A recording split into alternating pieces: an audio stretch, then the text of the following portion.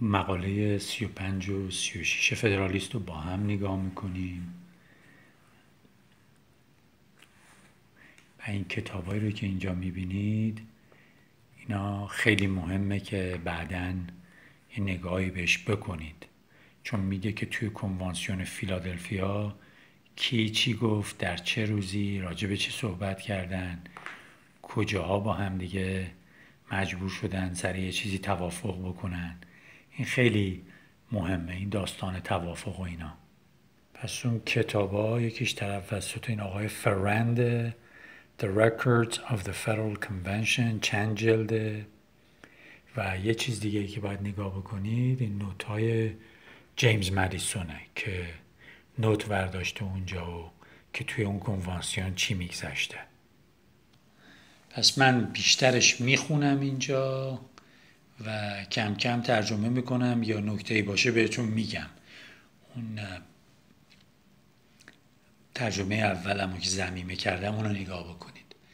Before we proceed to examine any other objections to an indefinite power of taxation in the Union, I shall make one general remark, which is that if the jurisdiction of the national government in the article of revenue should be restricted to particular objects, it would naturally occasion an undue proportion of the public burdens to fall upon those objects. Two evils would spring from this source: the oppression of particular branches of industry and an unequal distribution of the taxes, as well among the several states as among the citizens of the same states. خب اگه میگه که فقط به یک چیزی ما گیر بدیم، فقط یه چیزی رو بخوایم مالیات روش بکشیم و چیزهای دیگر رو مالیات نکشیم، اصلا به عقل جور در نمیاد. مردم اذیت میشن. یه وقتی دیدی مردم فقط یه ایالتی اذیت میشن، مثلا تو یه ایالتی یه چیزی میکارن، کشت و کار یه چیزیه، اگه شما فقط به همون مالیات ببندی، ایالتهای دیگه‌ای که تو این کشت و کار نیستن و پرورش فلان نیستن و اینا، اونا مالیات به سرشون کشیده نمیشه و فقط این یه ایالته میشه که این اصلا خودش یواش یواش دردسر درست میکنه برای این جامعه. چون مردم یه سریشون راضین که مالیات نمیدن، یه سری کمشون هم که مثلا مالیات بهشون بسته شده میگن این بابا این درست نیستش که. پس میگه اینو باید در نظر داشته باشیم که شر برای خودمون درست نکنیم. خب این مقاله 4-5 تا مقاله همشون یادتون باشه در مورد مالیات تکسیشنه. خب و خیلی جالبه، من تو ترجمه اولم گفتم که این اتفاقی برنامه مالیات و علاقه من یا توجه من به حقوق بشر یه رابطه‌ای داره که من بعداً بهتون خواهم گفت. Suppose, as has been contended for, the federal power of taxation were to be confined to duties on imports. It is evident that the government, for want of being able to command other resources, would frequently be tempted to extend these duties to an injurious excess. There are persons who imagine that it can never be the case, since the higher they are, the more it is alleged they will tend to discourage an extravagant consumption, to produce a favorable balance of trade, and to promote domestic manufacturers. But all extremes are pernicious in various ways. All extremes are pernicious in various ways. یعنی تو هر چیزی زیاده روی بکنی بده، خیلی بده، ضرر و زیان بسیاری داره. Exorbitant duties on imported articles serve to beget a general spirit of smuggling. زیادی مالیات ببندی به یه چیزی چی میشه؟ کار قاچاق بست پیدا میکنه. which is always prejudicial to fair traders and eventually to revenue itself. هم ضرر مالی میبینه مملکت وقتی قاچاقچی زیاد شد، هم اونایی که کارشونو بر حسب قانون و منصفانه و اینا انجام میدن، حالا چه مشتری باشه چه صاحب ملک و یا تاجر، نه جامعه ضرر میبینه.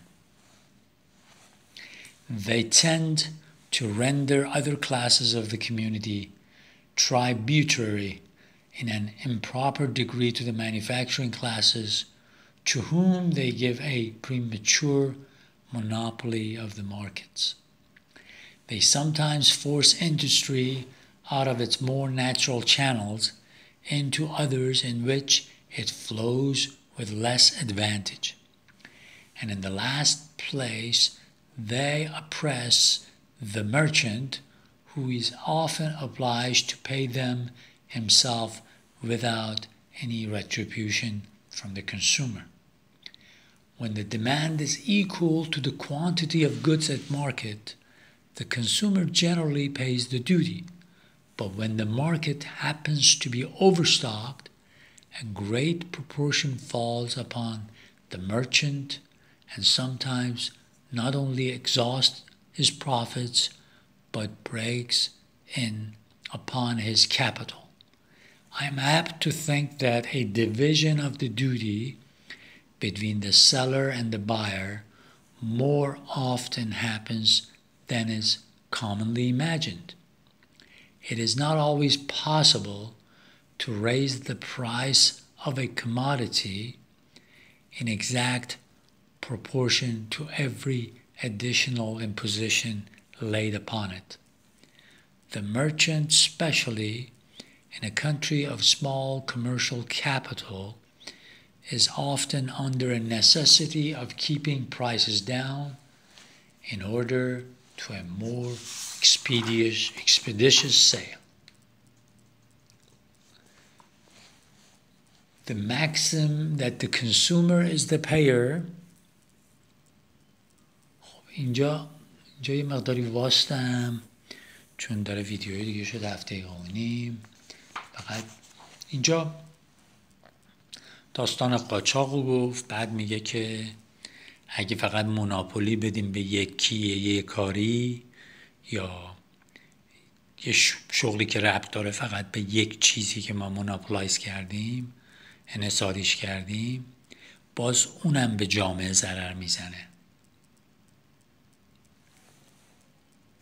بعد مالیات هم طوری ببندیم که یه دفعی هم تاجر دو جا ضرر ببینه. از یه طرف مالیات وقتی چیزی وارد کشور میشه زیاد بده، از اون ورم وقتی که جنسشو داره میفروشه به هر دلیلی نتونه یه کاری بکنه که این مالیات تو سر خریدار بیفته. چون اگه مالیات زیاد بخواد بندازه تو سر خریدار جنس نمیخره. پس مهمه که میگه وقتی داریم مالیات میبندیم حواسمون باشه که کسی زیاد ضرر نبینه. خب حالا من پاراگراف بعدی رو توی ویدیوی بعدی باهاتون شریک میشم. با اجازه.